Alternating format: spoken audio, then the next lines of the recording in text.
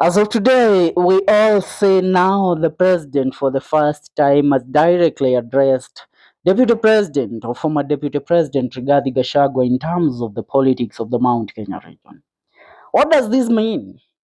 The 10 billion saga.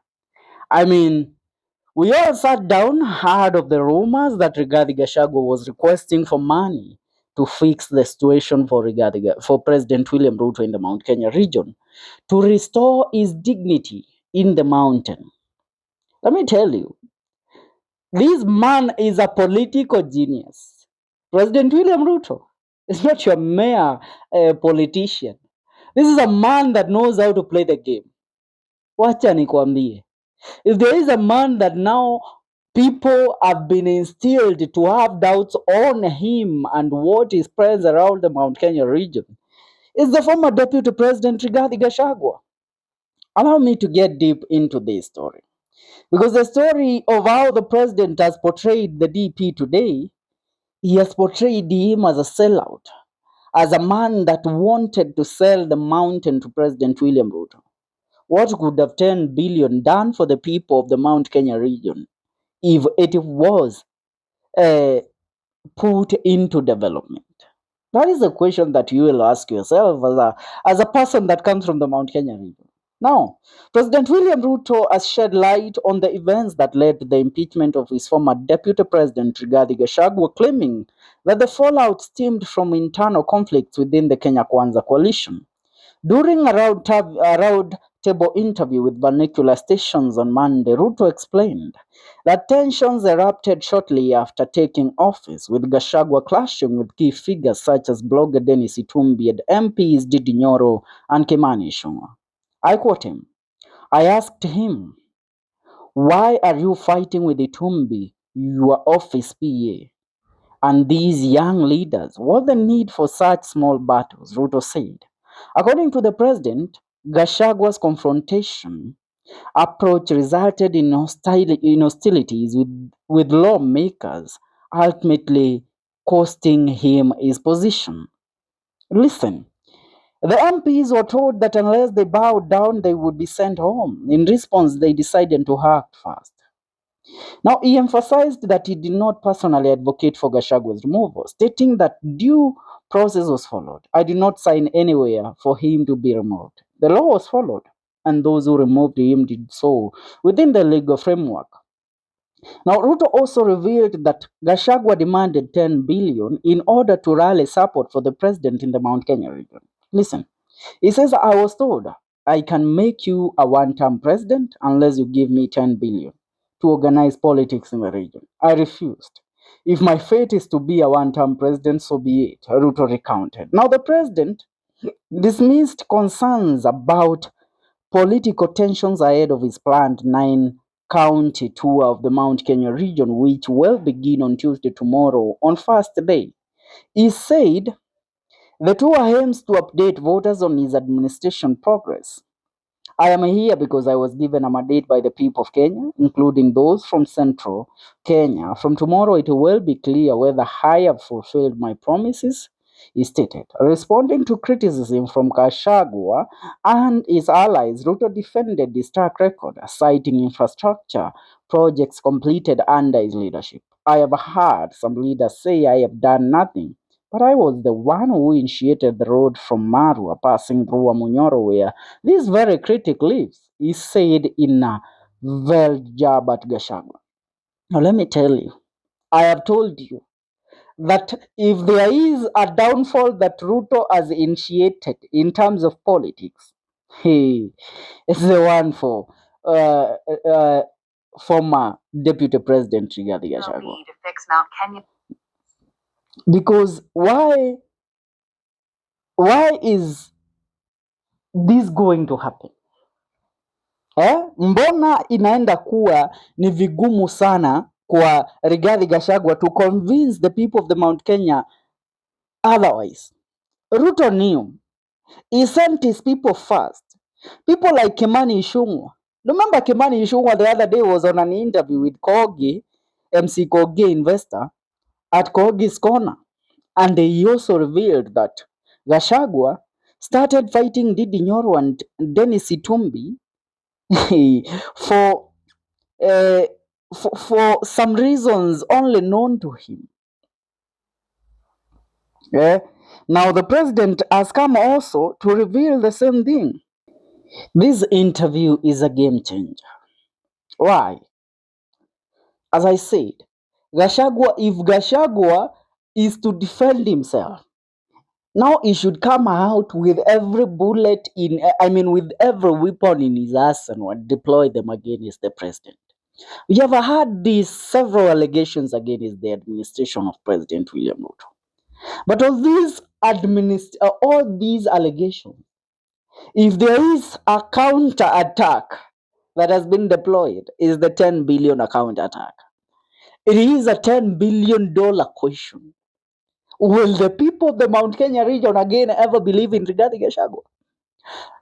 You all heard one, uh, the former DP Rigathi Gachagua saying when he was in government, that he, the former president Uhuru Muigai Kenyatta stole 16 billion in the run-up for the 2022 general election. Apart from that, we all know Gachagua became a darling for the mountain after his impeachment. Now that impeachment, Ruto has given him a grace period for a very long time without addressing him directly, without even mentioning his name, without even talking about him directly. But today, he decided that now it's about time to clear the air. And to clear the air, I shall deploy the biggest arsenals, the biggest weapons in my arsenal. And that was the $10 billion deal. Now, when you look at it in that manner, come back to one Gadoni Wamushomba. While speaking the other day, she said Gachagua was not loved by the people of the Mount Kenya region. They really did not want to associate themselves with Rigathi Gachagua. But after his impeachment, that is when Gachagua won the hearts of the people of the mountain, because sympathy was sold to the people. Now that sympathy has been destroyed. Because whatever Gachagua says from tomorrow will be if you were given that 10 million Kenyan shillings. Would you really be here yapping and telling us all you are telling us, or you would have sold us out to the president? Now, it's about Wajiko to make the final ruling. It's about the Wajiko to make the final decision. Am I going to follow Rigathi Gachagua's team? Am I going to follow William Ruto's team? If I follow William Ruto's team, what am I going to benefit from? If I follow Rigathi Gachagua, what will I benefit from him? If this man asked for 10 billion Kenyan shillings from the president, then what will he do if he really has the real power, with him being in the center of being the kingmaker of the 2027 elections and the government that comes in? I tell you, when I told you that William Ruto is your greatest political genius that Moi ever taught, I was not joking. This man has dealt with Mwai Kibaki, has dealt with Moi, has dealt with Uhuru Muigai Kenyatta. So he knows. And it has been revealed to us that dealing with Gachagua, Gachagua, after his impeachment, he went on a rampage. Yeah, deploying his emotions in every corner of this republic. But now, it is about time he sits down and re-strategizes. How will I counter this? What arsenal will I deploy to counter this? Because for sure, I am done. I am reeled. What will people say? Will they listen to me again? Will I be acconded? Now, Gachagua says he has responded to William Ruto, by the way, through his socials. He says, I am now more convinced than ever that pathological lying is a mental disorder. The great existential threat to our beloved country is outright lying to the people of Kenya without blinking, and failure by a leader to put his team together to harmonize their lies. I weep for my country, Kenya. Now that is the mistake, Bwana Rigathi, you are doing. These mistakes will cost you. Mr. President knows how to deal with you. Because now imagine Gachagua amekuja na ameanza just a few minutes after William Ruto made these allegations clear. Skiza. In giving people a second chance. Even though many leaders did not favor my friend Gachagua, I still gave him a chance. Yeah, because I'm a strong believer that when you are friends, you don't just dismiss friends. It applies to J.B. Muturi. Even when it was difficult for him to perform as an attorney general, and it's not even me. Ask any government department. Any government department. They had many difficulties. But because he was my friend, we worked together, we campaigned together, I was willing to give him a second chance. You know? So if you are saying that I should not have given Rigathi a chance and I should not have given JB a chance, that is you. That's not me. I believe differently. And I believe people... This is Ruto. Anaitwa William Samuel Kipchirchir Ruto. This guy is, if he is not a political genius, is the greatest political conman. If you look at him in the TV with this display of sympathy towards Gachaguas, I gave my friend Gachaguas a second chance. I did. Bwana. What is going to happen is that the ground, if there is somebody that now has a point to prove, it's Rigathi Gachagua.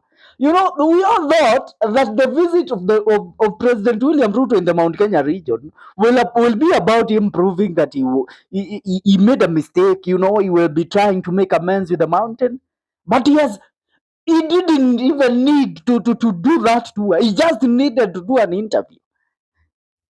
Just sit down and reason. Listen to that interview of President William Ruto today, and you'll understand the reason why I'm saying that. Bwana, if this is how these people are going to deal with, if this is the man they are going to deal with in 2027, with the theatrics that they have been deploying, then they are done. Who can, who can challenge this man? I mean, I love for my country. Subscribe.